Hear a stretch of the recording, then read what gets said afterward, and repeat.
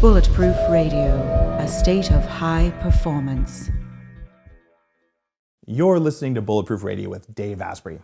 Today's cool fact of the day is about the psychological effects of failure. It turns out that failure makes the same goal seem less attainable. It distorts your perceptions of your abilities. It can make you believe that you're helpless. And just one single failure experience can create an unconscious fear of failure. And when you have fear of failure, you can sabotage yourself without even knowing it. And it's something that you can transmit to your own kids, or maybe you got from your parents. The pressure to succeed increases performance anxiety, which causes you to choke. And, well, this is the real end of the cool fact of the day. It's that a great way to overcome choking is actually to whistle or mutter. So when you feel like you're like, oh, what am I gonna do? Just whistling or kind of just talking to yourself for a little while can make a difference. And the psychologically healthiest response to failure is to focus on the variables that are in your control. If you really want to focus on failure, though, you could do what I do with my kids. Every day I celebrate my biggest fail and they celebrate their biggest fail. Because if you don't fail at something, it means you weren't working at your edges. When failure becomes a success, well, then the fear of failure just goes away. This is part 2 of the Bulletproof Radio interview with Tim Ferriss, where we talk about the tools that successful people use to create health and wealth and wisdom, and some of which can be found in his new book. Let's get back on with Tim. Have you tried ibogaine? Or are you willing to talk about it? Yeah, I can talk about it. Take the fifth. Yeah, no, I'm not going to take the fifth. So I should just, as a caveat for people listening, the legal, in the United States, the legal side effects of using anything that we're talking about right now are extremely severe. And these compounds are in the same class, Schedule 1, as cocaine and heroin. So if you are caught with these things, much more so if you are caught with enough that it could be considered intent to distribute, you can go to jail for a long time, 20 plus years. That all having been said, I have used ibogaine, specifically ibogaine, the alkaloid, not iboga, in a microdosing protocol. And I've experimented. That I haven't heard of. That's cool. Yeah, so I have not gone on, nor do I have I don't have real interest in going on a full ride iboga or ibogaine experience. I know a lot of people involved in it, many doctors who are working with heroin addicts. Or Crossroads and places, yeah. Yeah, exactly. And it has tremendous applications in that particular sphere, but ibogaine also has the worst safety record of any psychedelic that I have seen, mostly related to cardiac events. So to date, and some people think the numbers are actually much higher, closer to 1 in 100, but the number that is thrown around is 1 in 300 people will have a fatal cardiac event. Now, if you have proper medical supervision, and they're looking at pulse oximeters, they're looking at your pulse, heart rate, and you're hooked up to proper machines, they have atropine on hand and so on, that shouldn't happen. But nonetheless, it looks like, at least in the somewhat highly unregulated and largely, I think in many cases, sadly unqualified clinics that are providing ibogaine, people die.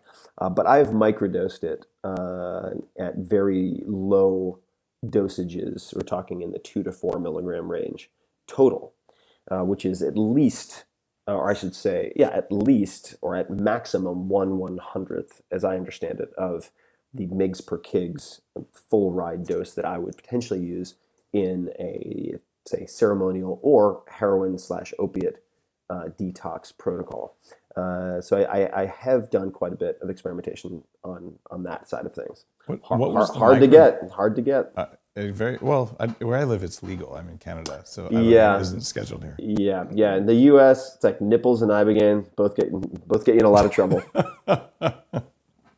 Now, what did you experience from microdosing that? I mean, I may or may not have microdosed a few other substances. Yeah, for sure. And actually, so the three, I should say that the 3 longest chapters in Tools of Titans, and they're long.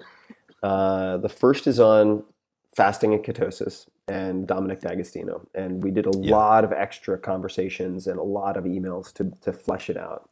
The other 2 are all on psychedelics and talk about a lot of the experimentation in my personal schedule and so on. In the case of microdosing ibogaine, I can tell you exactly what I noticed. So first off, It did not induce any hallucinations whatsoever, which is very deliberate. It had for me initially the effect of perhaps half a tablet of Adderall, which I'm not particularly fond of. Yeah, I got a mild prefrontal headache. If I combined it, or I shouldn't say combined it, but if I consumed green tea within 2 hours, the side effects, meaning this frontal headache, were much worse. It was not the case with black tea.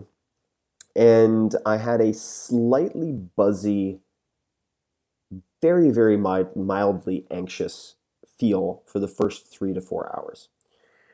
In that period of time, though, I did have heightened attention, and it is used by some people as a very mild stimulant. In fact, it was sold in France for precisely that reason. It was sold as a stimulant many, many years ago. And what's interesting to me is not what happens on the first day. It's what happens subsequently. And there are some speculative, not entirely implausible explanations for why this would be, like upregulation of the MUI opioid receptors and so on. For the next 2 to 3 days, I feel like my happiness set point is about 15% higher, 15 to 20% higher.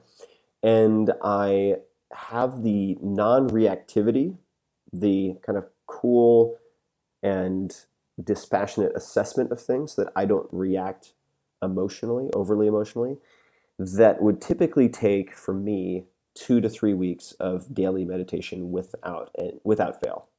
And that is like that.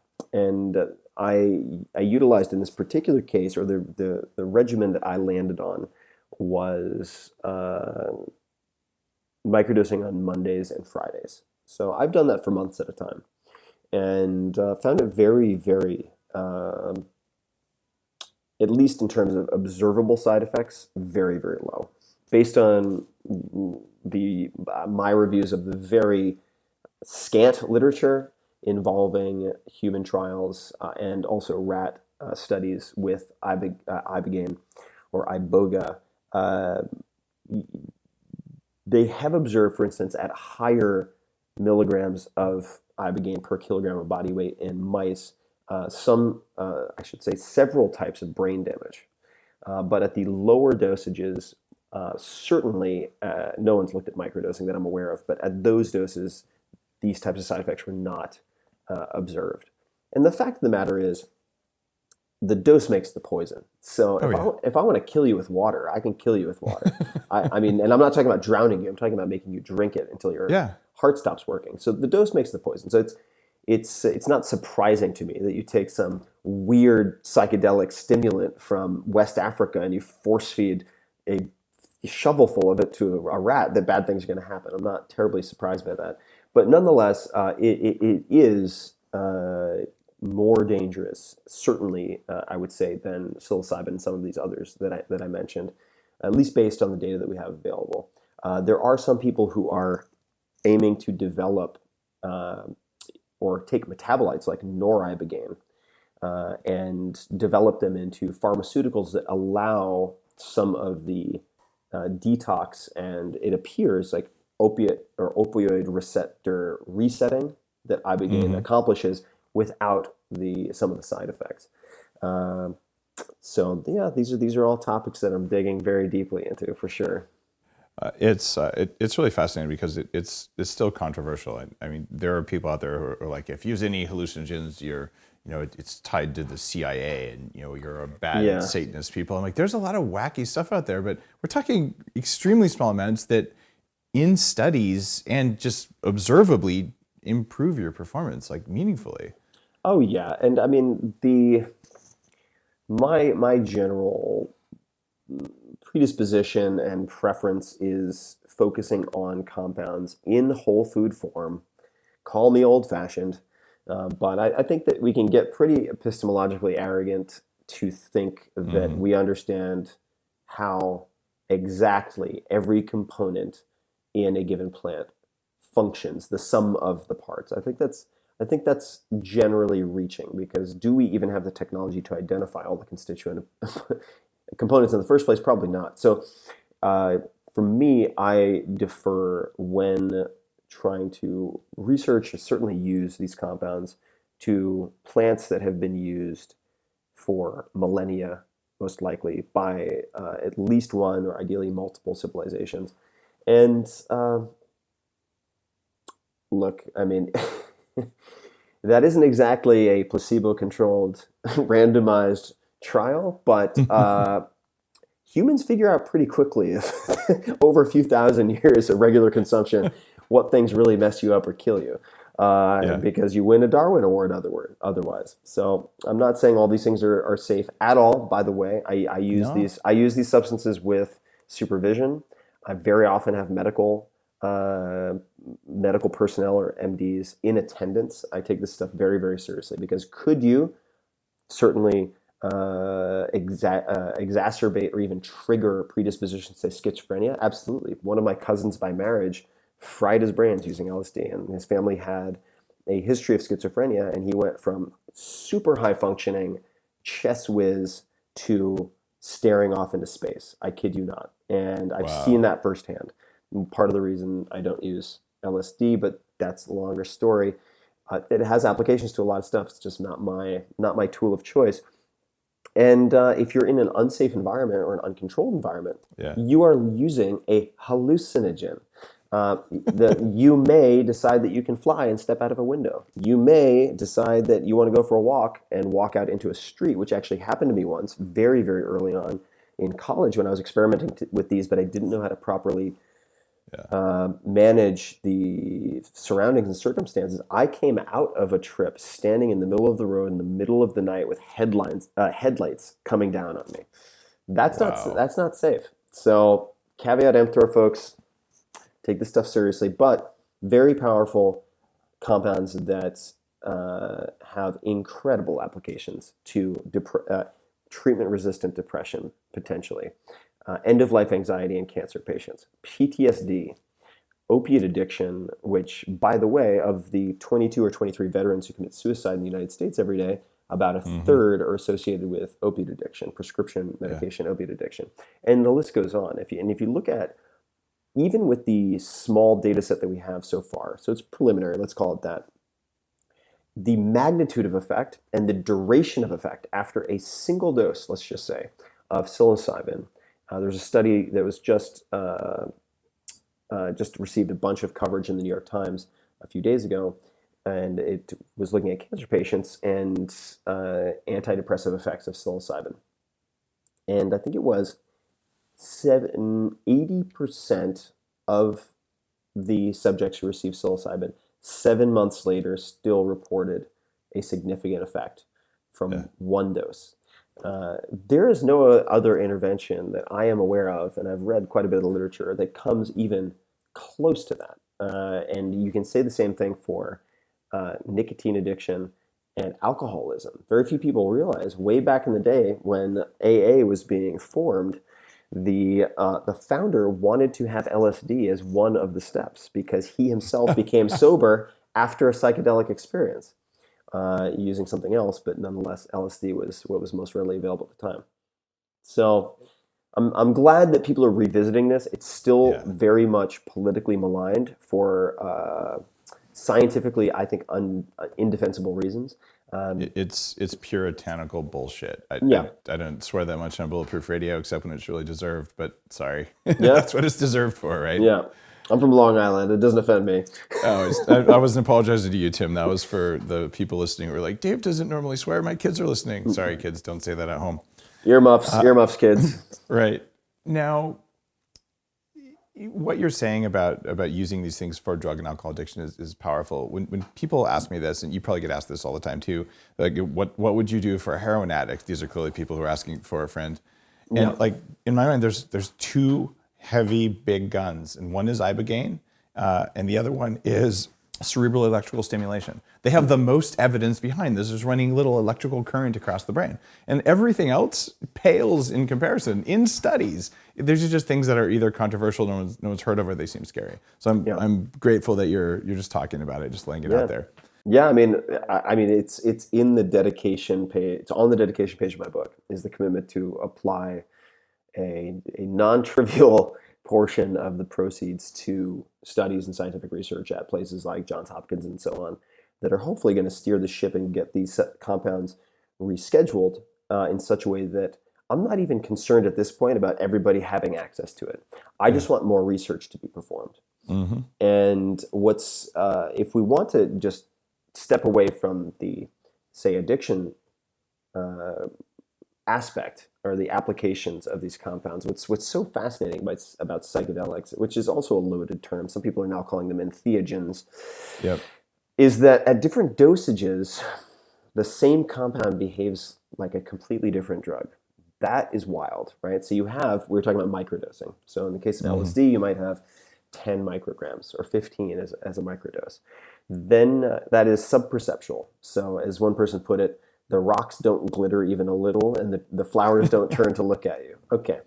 So this is very subperceptual. And microdosing has shown, as I think you might have mentioned, some very interesting applications to endurance sports.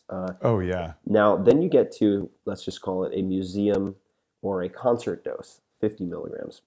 And then you start moving up to, say, let's call it 100, 150. Mm-hmm. Basically a tab, right? Yeah, for creative problem solving, including the hard sciences. So James Fadiman, who is in the book as well, worked with a number of corporations at one point who brought in people who had become stuck trying to, say, design new circuit boards or solve complex mathematical problems. And it was something like 33 out of 35 with his particular regimen, which involved LSD, were able to then find solutions, meaning solve equations or publish papers, design circuit boards. 33 out of 35 or something just incredible like that. So that's let's call it like the 150. Then you go up and you get to sort of the transcendent and then the heroic. And if you want to cleave off your ego and strap yourself to the icebreaker of existential pain and delight, then there's that too, right? So it's incredible how different the effects are. It's not like you start seeing the same effect at a low dose and then it just gets more intense. It's very, very different. Yeah, very well put. So yeah, go figure. Hopefully we'll learn more after a whole set of dozens and dozens of studies get done. I've thought about actually funding studies in Canada for a lot of reasons, including cost, legality, and therefore cost. For, say, if you're serious about that, Tim. I mean, I'm not a Canadian citizen yet. I'm a permanent resident up here, but they have Canadian grants for R&D that's done up here, where the government writes checks for a lot of money for Canadian-based companies, even if they're not owned and run by Canadians. So you could probably get like doubling down on whatever the grant was, as long as there's an R&D aspect to it. So cool. Canada's a cool place, and dollars are very cheap up here. You can just buy them like with American dollars, and you get like extra money. So you get extra doubloonies, as they say. Exactly. Yeah. Now, well, let me do a quick time check with you. Mm-hmm. We can go over some more stuff in the book. Do you have time for that? Do you want to keep chatting for a little while? Yeah, right. I'm having fun. I do have a. What do you think about like maybe another 15 minutes? Does that work for you? So I have a date with another smart drug, which is known as wine, and I have a bit of a meeting and a commitment that I have to get to. But yeah, I'm happy to do another. Let's do another 15. I'm happy to talk about whatever.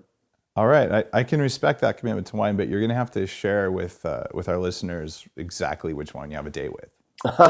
Well, I was enjoying some Trapiche Malbec and Catena Malbec, which is from high altitude, from Argentina. And tonight, I've been getting a little frisky. I've been getting a little promiscuous with my wine drinking. And I know nothing about Italian wines. So for the last 2 days, I've been having very fruity, Pinot Noir-esque Italian wines that I can't pronounce. So that's my, I guess it's a blind date at this point. Nice. I don't know who's going to show up. Fair enough. Now, you had Lyme disease. You were real public about that for a while, which I know we chatted at the time, and I had it for a long time, and it totally knocked me down. And one of the reasons that I know so much about ketosis and all is that it really helped me get my brain back on. I can tolerate wine now better than I ever could in the last like 15 years. What I want to know, and I think a substantial number of people listening want to know too, did you tolerate wine and beer and things like that before Lyme disease, during Lyme disease, and did it change after Lyme disease? That is a very good question that I haven't pondered before. To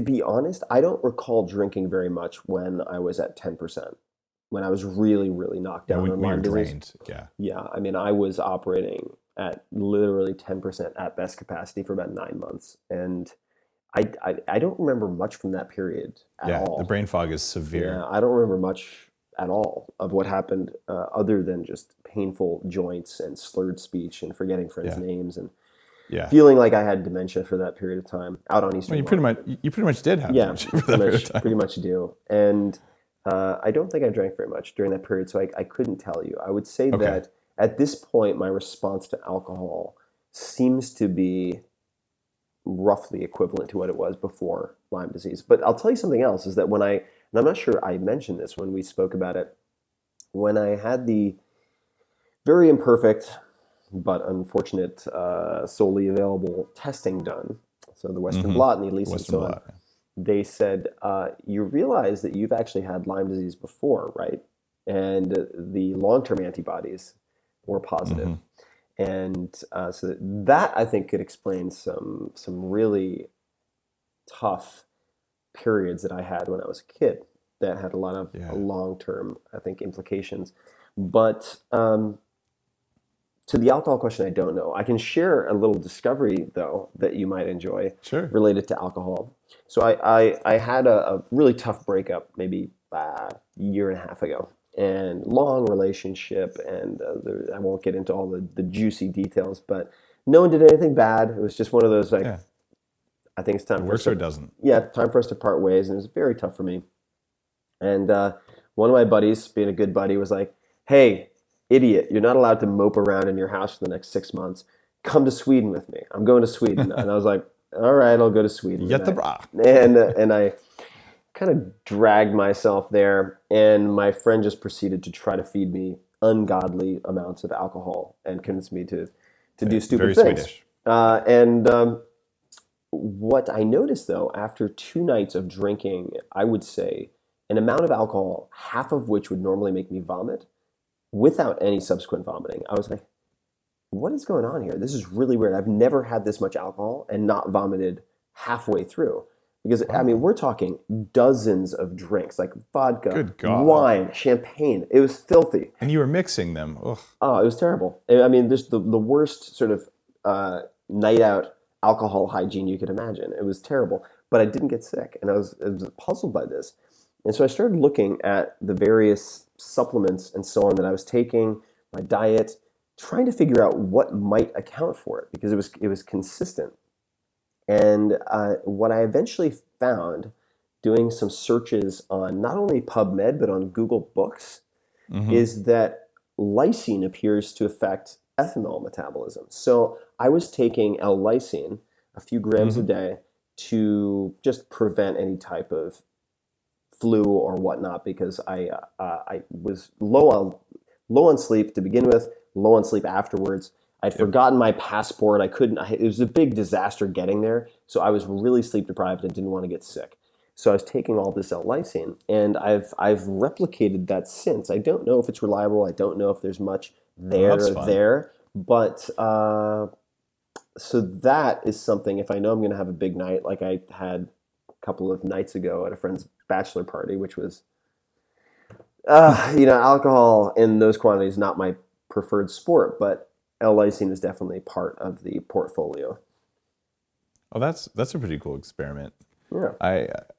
I will also share an alcohol thing, which is going to offend wine consumers everywhere. I'm pretty sketchy on a lot of American wines because our standards for mycotoxins are not nearly as tight as Europeans. Like a good French wine is like 2 parts per billion, and here I think it's 10. And it's not well regulated. So I feel the difference. I have weird dreams when I get American wine. I don't get it from French wine. And there are some good American brands. They're just like, you got to know which vintage and what year and all that. So I had some wine that was organic and reasonably clean, but I was a little nervous, and I was in Hawaii, and I drank half of it, and the next day I'm like, oh, this has been sitting out, and I'll just try this. So I took the wine, I put it in the blender, I added the brain octane and some ice, and I blended it up, and it makes this crazy lavender color that's entirely unnatural for a food. And yes, it was ruining a wine, but it had already been opened for 24 hours, so it wasn't that sinful.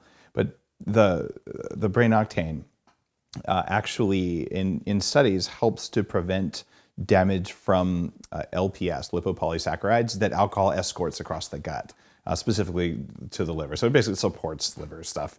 And so just biochemically, I'm like, this might make me not have an effect. So I drank half the bottle the first night and got mildly buzzed and felt good, but it was a little stiff the next morning.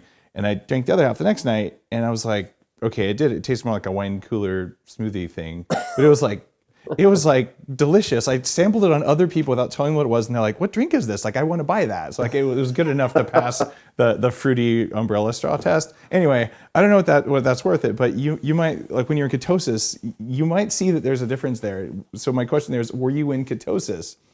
Were you running on beta hydroxybutyrate? I was not. Okay. No. In Sweden, it was like, hey, you want some more bread with your bread? It was definitely not keto friendly. Yeah, but my wife is Swedish, and yeah, they eat bread and herring and nothing else, and cheese, right? Yes, Swedes. I love Sweden. But so on the alcohol question about as it related to Lyme, I don't know. I really don't feel like I have any residual symptoms at this point. Good for you, man. Which is great. So congratulations on Thanks. that. There's a lot of people who work on that quite a bit. That's been a big area of focus for me because, like you're saying, I had it when I was young. There's a lot of people walking around who have Lyme or have water damage in their environment or some other biological like pathology, and they don't know it, and they walk around like angry all the time and like hating everyone around them. And it's like, it's biological. It's not that you're an asshole. It's that something is tweaking on you to make you act like an asshole, and you probably feel bad about it. Yeah, and it's really one of my first recommendations. I am not against antibiotics. I think they serve an important function. There's a lot of nonsense out there related to Lyme disease. I think it's widely misdiagnosed. Mm-hmm. And all that having been said, if people have tried the conventional therapies and don't seem to be making progress, I, as an adjunct to a number of friends, have recommended getting to at least 2 millimolars, and just measuring it with a Precision Extra, for instance, ketotic state through fasting, then followed by diet, and very small sample size. We're talking maybe 5 close friends who've come to me with this. So far, 100% success rate in terms of dramatically reducing or eliminating the symptoms of Lyme or what they assumed was Lyme, right? Yep. Because who knows? I didn't look at their blood tests. There's mitochondrial pathologies that all kind of manifest the same way. There's a toxin from Lyme, there's a toxin from mold, there's a toxin from fish, there's excess mercury, but they all reduce mitochondrial function, and ketones turn it back up, right? It's kind of cool. That's why I'm focusing so much on mitochondria in the next book, because I'm like, wait, what's the uniting element in everything I've ever done that worked? And like, that's what they were. Yeah, so it's how about hits to the head? Do I remember you talking to me about TBI? Oh, I have plenty of hits to the head. Yes, I've plenty of, just from all the years of combat sports and kickboxing and boxing and so on, and wrestling, judo, getting thrown on my head. I mean, it's pretty definitive, I would say, or certain that I have a decent amount of. I've had concussions for sure. I mean, 100% diagnosed. I've been knocked unconscious. It's not good. I've been looking at the brains of senior executive types with the 40 years of Zen neurofeedback stuff, and 90% of people come in for a performance upgrade. They have an observable TBI they don't know about. Like, look, this part of your brain looks like it's been smacked, and you can see it with a 24-channel EEG with software interpolation. I think it's a major performance inhibitor for even some of the world's highest performers. Yeah. And like, I took a really good hit to the head, like a really bad TBI. I got food poisoning and passed out, and just my head hit the floor right in the temple. Like I couldn't play Go Fish with my kids because my working memory was shot. I was swearing all the time. And I fortunately have the right tools. Once I recognized that it was what it was, I was able to come back in a couple of weeks. But during that couple of weeks, I was I was kind of an asshole. Yeah. Like to my employees, to friends, and you don't even know what's happening. And I've talked with a few other really high performing people who had something like this happen, and like, oh my God, I'm so embarrassed at like the things I did. And it's like, you're not yourself, right? Yeah. I can't turn back the sands of time at this point, so I'm making the best of it. But I do think that it's certainly a contributing factor, maybe a contributing factor to the depressive periods that I've had. I think that it almost certainly plays a role in a lot of the depression, suicide, et cetera, that we see in veterans, whether very often they've been exposed to IEDs or different types of head trauma. And these are all things that I'm exploring, but I'm trying not to do it. So Derek Sivers is an incredible entrepreneur, also really kind of a philosopher, programmer who built CD Baby, which at the time was the largest independent music market, I suppose you could say, platform in the world, which he later sold. What he says to himself and the advice he'd give his younger self is one of the pieces is don't be a donkey. And this is going somewhere. So don't be a donkey. He'll remind himself. And a number of my listeners have put this on their kitchen mirrors and things like that, or rather bathroom mirrors. And it refers to Burden's ass. So when Derek was in his 30s, he felt like the world wanted to pressure him into specializing in one thing. But he wanted to do 10 things, and he didn't want to conform to the expectations of other people, and he wanted to have it all, do it all. And Burden's ass is a fable. There's a donkey in between, hay on one side and water on the other, and it can't decide if it wants to eat or if it wants to drink.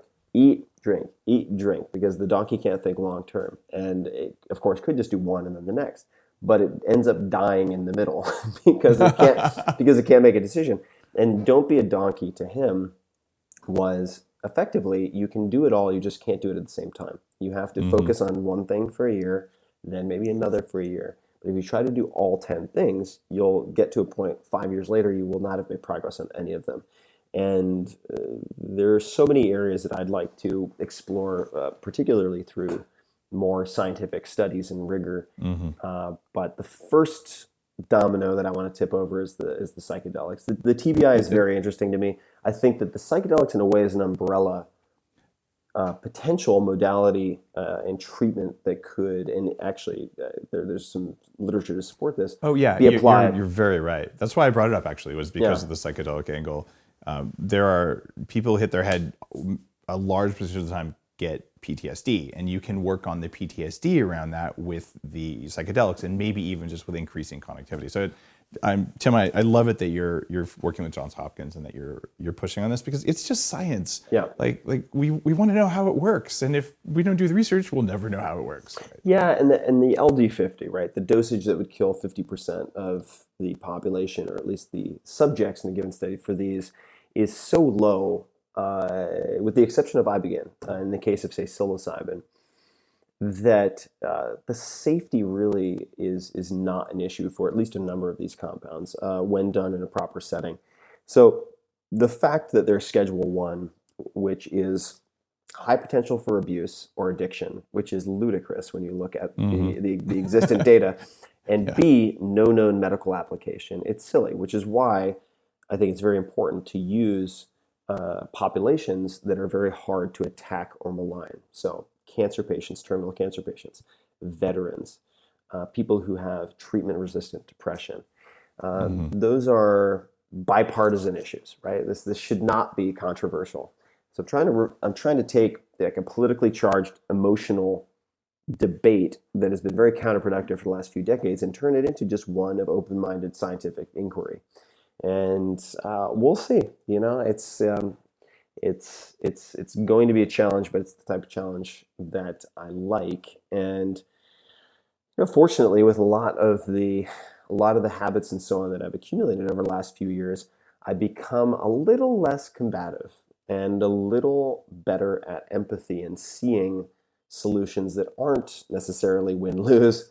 Not that I was always that way, but I've become better at, I think, seeing multiple sides of the problem, or as, say, Jocko Willink would say, detaching, stepping back and just being able to almost have this out-of-body experience where I can look at something a situation and observe if someone thinks I'm angry, or if the emotional tone is off, if I'm conveying my message but I'm doing it in a way that sounds aggressive even though it's not intended to be. And it was really wild with Tools of Titans that as I wrote it, I'm such a checklist, Excel spreadsheet, data export and crunch type of guy. When I look at, and I know you do something very similar, I would imagine, for behavioral change. Like, okay, I want to instill this particular behavior and this following change. And I'm going to look at the science, and I'm going to take this methodical step-by-step approach, and I'm going to decide on the frequency and the dosage and this and that, and I'm going to track my metrics. So I didn't do any of that when I was editing this book, but just by sheer exposure and osmosis, I suppose, I started, and maybe it's in part because I've designed the book in such a way that these are short, very short profiles, 5 to 10 pages typically, and then each point, each tactic is maybe 1 to 2 paragraphs, and I just ended up using them without all of that apparatus, all that heavy lifting. And I'm not going to say bullshit, but it just showed me that you don't always have to have this huge amount of scaffolding around instilling something like that, which was reassuring for me, quite frankly, because that stuff is fatiguing. It's kind of tiring to have all of those levels of abstraction. So it's been nice to just snack on Scooby snacks and have them actually pan out. It's a little relaxing that way. I did go through a period, and it sounds like that's what you're talking about, where I was maybe tracking more than was beneficial. I'm a fan of track what you hack, and the rest of the time just notice, how do I feel right now? And like, that's actually mindfulness. And in a certain way. And then doing the reverse root cause analysis, event correlation is that's a practiced art, and you can use the numbers for that. Yeah, and you can get super fancy, right? I mean, I've been involved with Quantified Self since the very, very first meetup, 20 some odd people in Kevin Kelly's house in 2008 or 2009. So I've witnessed mass data tracking and consumption, and I've done it myself. But I think sometimes it's as simple as something that Jodie Foster said, and I might get this slightly off, but it's pretty close, which was, in the end, success is sleeping well. There you go. Very well said. It's like, all right, why don't we just look at how easy it is for you to fall asleep and how you feel when you wake up. And that is, I think, as good a barometer as just about anything else for most of what matters. But hey, still a student, still a work in progress, still trying to figure it out. All right. 2 more questions. One short one, one medium one. All right. Short question. What percentage of the titans out there, both the ones you've interviewed and not interviewed, do you think have been have been meaningfully influenced by a psychedelic experience? Well, I would say in Silicon Valley, the kind of open secret is you look at the top tier folks, and I think there are many potential explanations for this. But so Eric Weinstein, who's a PhD, mathematician, physicist, he's the managing director of Thiel Capital, so he works directly with Peter Thiel. He calls it he was very much anti every drug for his entire life, as straight-laced as you can imagine, and only in the last few years has been exposed to psychedelics because he identified what he called the psychedelic elite. And in Silicon Valley, he just said, hey, in the top, say, 5-10% of the performers in pretty much every area in this particular world, this particular corner, everyone has used or is currently using psychedelics in some capacity. Now, I don't want to say that that is causal, that they are that good because of it. Maybe when you're that driven, your neuroses are also 100x everyone else. So you need a powerful intervention to even maintain a semblance of sanity as you're trying to hit all these home runs. Maybe, but I would say it's an extremely high percentage.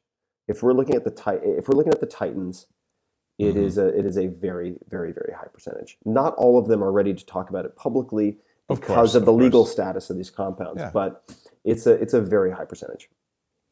That is my understanding as well, and my experience is that it's a substantial high percentage. I wish more of them felt safe enough to talk about it. Yeah. And maybe 20 years from now, they will when the laws change. But we can talk about it without naming names. And I just want to reiterate, there are teenagers who listen to this, there are parents who listen to this. Like, this is not dropping acid and going to Disneyland, because that is like neurologically, spiritually, emotionally, psychologically dangerous and ill-advised. Like, do not play with these. We're talking about something different, right? Yeah, it's totally different. I mean, you would treat it like you are choosing a neurosurgeon to excise a tumor from your brain. You're not going to go on Craigslist to find someone to do that. You're not going to go to Burning Man and grab a hula hoop and walk off into the desert with someone and ask them to perform neurosurgery on you. So treat it that way. And I mean, there are plenty of warnings and caveats and so on in Tools of Titans. So definitely don't skip those. Pay attention to the protocol. All right, the next question, and the last question of the interview, and it's one you've answered before, but I want to look at the delta here. Now that you've written Tools of Titans, you've absorbed this knowledge from those 10,000 pages of transcripts, and the act of writing crystallizes things in your brain so well. It's really cool. Yeah. If someone came to you today and said, look, I want to kick ass at everything I do, I want to kick ass at life, what are the 3 most important pieces of advice you would have for me? What would you offer them? 3 most important things to kick ass in all areas? Yeah, and I want to be better at everything I do. What do I need to know? All right, the first answer, if you asked Richard Branson, would be workout, exercise, seriously. So I think that exercise, and specifically for me in the last few years, bodyweight calisthenics, like gymnastics strength training. There's a coach, Christopher Summer, in the healthy section. I talk about effectively the combination of gymnastics strength training, acro yoga, and ketosis and fasting were what have completely changed my life from a physical and mental performance standpoint. So I would give the same answer as Richard Branson, which is workout. But specifically, I would say investigate Gymnastic Bodies, which is the company, or some form of gymnastic strength training, which focuses on mobility, i.e. the ability to exhibit strength in your end ranges. It's very different from passive flexibility, but it does something very interesting. I don't know if it's brain-derived neurotrophic factor or whatever. Probably. But cognitively, man, if I do that 2 or 3 times a week, even minimally, short sessions, 30 to 60 minutes, it's been a game changer. So I would say that's number one. When you cross the midline, it causes more connections between the hemispheres, and a lot of the twists and things like that, you're applying pressure. I believe that might be part of it, but I love that answer. No one's ever been that specific with exercise, so thank you for specificity. Yeah, all right, what's number 2? For sure. So number 2 would be, it would have to be diet related. I would say specifically, what would I say specifically related to diet? Honestly, I would say, and this is going to sound weird, but a combination, and I'm kind of cheating here, but combination of regular fasting for longevity, because what good does it do you if you kick ass for 10 years and then croak? Amen. So regular fasting, and we don't have time to get into exactly what that means, but I do shorter, regular monthly, and then longer, say a quarterly and annual. And eating shitty food, and this is maybe bleeding into a number 3, but eating really, not shitty, eating really, really, really, really cheap food for at least a few days a month, wearing the same clothing for that entire period, and try sleeping on a sleeping bag on your floor. And here's why. This is related to a letter. I'm going to get super specific and nerdy. Okay, I love this. This is letter 13 on festivals and fasting from Seneca the Younger to Lucilius. It's a letter where he talks about fear rehearsal. You're practicing your worst case scenario. Losing all your money, let's say. So what do? Maybe you go camping, but you would wear, say, I wear like a cheap t-shirt and pair of jeans, cheap shoes. That's it for the week. And then I'll either fast the whole time, or I will survive, and it's really not that bad, quite frankly, on, say, instant oatmeal or rice and beans, and something that's like $2 to $3 a day max in cost, and experience what it would be like to rehearse poverty in this case. And it makes you extremely resilient and able to take bold steps in different directions, because you realize that the worst case in many respects isn't that bad. You might actually come out of the experiment really, really happy. That's another weird side effect. So I know that was a huge cheat, but that's like the diet slash practice of some pragmatic. Practice dietary poverty. There we go. And then number three, kick-ass in all areas, would be ask absurd questions. Ask absurd questions. This came up over and over and over and over again. Interviewing Peter Thiel, who's serial billionaire, he's a cool guy, incredible guy. Peter Diamandis, chairman of the X Prize. Questions like, why can't you achieve your 10-year plans in the next 6 months? And don't just think about it for 10 seconds and then move on. Let's sit down and write 3 pages. Stream of consciousness. Or questions like, this is a question from Peter Diamandis. He asks companies who want his investment. He'll say, how could you 10x your company's economics in the next, I'm making up this number, but 3 months? And if they say that's impossible, his response is, I don't accept that answer, try again. And these types of crazy, absurd questions, I used to ask myself, still do sometimes, but like if I had a gun against my head, I was like, for when I was writing this book, okay, so this is actually kind of funny. I kept on coming up on these absurd questions, like, okay, well, let's try that in the process of writing the book. And I would journal on questions like, how would I write this book if I only had a week to do it? Okay. And it's very important that they're absurd. I mean, seemingly impossible. And the goal isn't to determine how to write it in a week. It's to aim so high and crazy that you probably land somewhere in between, and there's something you can really use that you wouldn't have thought of if you're trying to do it incrementally. So asking absurd questions is number 3 for me. I love those answers, and they are different than your last ones. Not that I've memorized them, but after 300 and something, some large number, I don't have them all memorized. But I'm going to go back when we write the blog post for this, and we'll do a comparison. Yeah, I'd be curious to check it out. Like what did Tim Ferriss learn from his from the Tim Ferriss Show and from Tools of Titans? Yeah. Now the book is available now. People can pick it up. It's everywhere. They can pick it up at their bookstore. They can go online. They can order it from wherever your books are sold. And you have a website set up for it, toolsoftitans.com. Yeah, toolsoftitans.com. You can find sample chapters. Arnold Schwarzenegger wrote the foreword, which is still surreal and blows my mind. That's pretty cool. Which is honestly really empowering to read by itself. Its title could be, because it's the beginning of the piece, I Am Not a Self-Made Man. Really interesting, about learning from other people. And that's a good place to go. Tools of Titans, or bnn.com, amazon.com, wherever.com, or your local bookstore. You'll be able to find it everywhere. It's hard to miss. Awesome. I mean, it's gigantic and has a bright red cover on it. So if it's there, it'll be hard to miss. Well, Tim, thanks for being on Bulletproof Radio today. My pleasure, man. Thanks for having me on. I appreciate it. If you enjoyed today's episode, you know what to do. Head on out and pick up a copy of Tim's book, read it, use the knowledge in it to do something good. It's a pretty straightforward ask, and it's actually worth your time to do it. I really do my best to not waste your time on the show. This was hopefully a useful interview for you with lots of tidbits, and I'm looking forward to hearing from you on the next episode.